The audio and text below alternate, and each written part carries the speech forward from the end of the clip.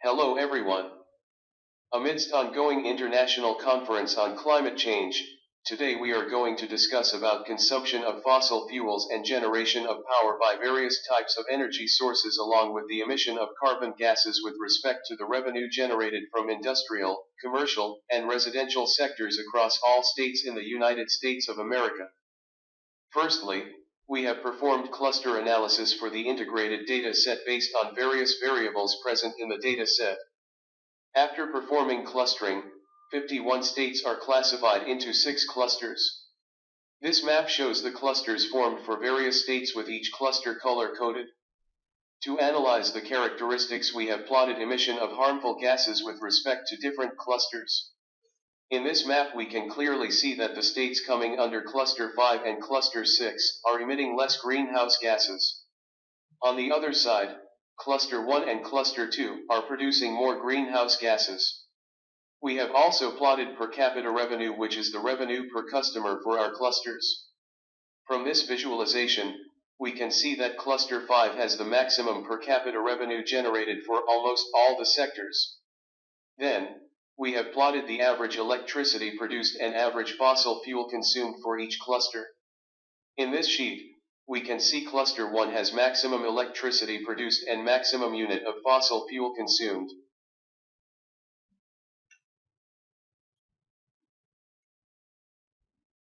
Now, we would look onto utilization factor, which tells about the energy generated with respect to the unit of fossil fuel consumed by different states over the years.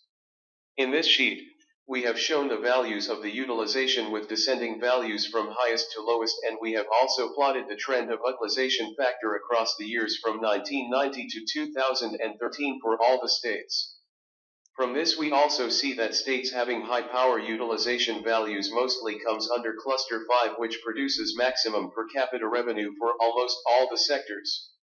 Now, we would like to compare the states with top 5 high utilization rates with that to states with top 5 low utilization rate. The states with high utilization rate is shown in green trend line with yellow background, and the one with low utilization rate is shown in red trend line with blue background.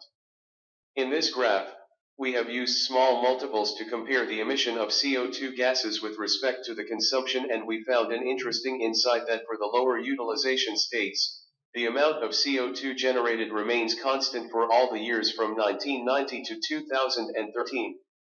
We then plotted the emission of CO2 gases with respect to 1 unit of electricity generated and found that the emission of CO2 gases for high utilization states are very low when compared to the lower utilization states. The reason why we are analyzing CO2 gases alone will be shown in our next 2 visualizations. Here we are plotting emission of carbon dioxide, sulfur dioxide, and nitrogen oxide per unit fossil fuel consumed across the years from 1990 to 2013 for all states. We can see that over the years metric ton of CO2 gas has a constant trend with a higher scale than the other 2 gases for all states. We also plotted trend of these gases emitted when 1 unit of power is generated over the years from 1990 to 2013 and for all the states. We see that the trend is decreasing for SO2 and for NOx gases and is constantly low when compared to the CO2. Hence we have taken the emission of CO2 for plotting. We then try to analyze why CO2 emissions are higher for lower utilization states.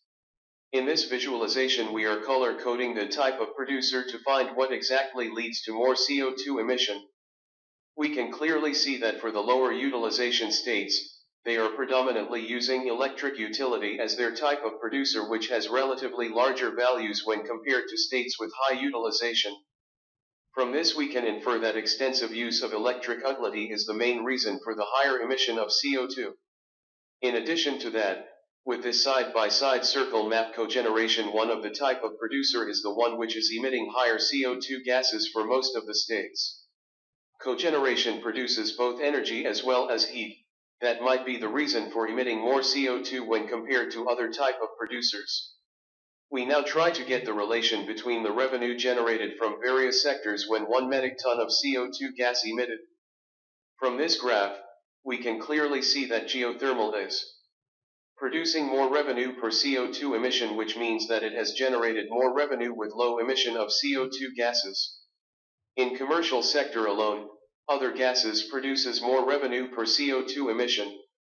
Thus we can conclude that geothermal source of energy emerged as a winner among generating more revenue with low emission of CO2 gases.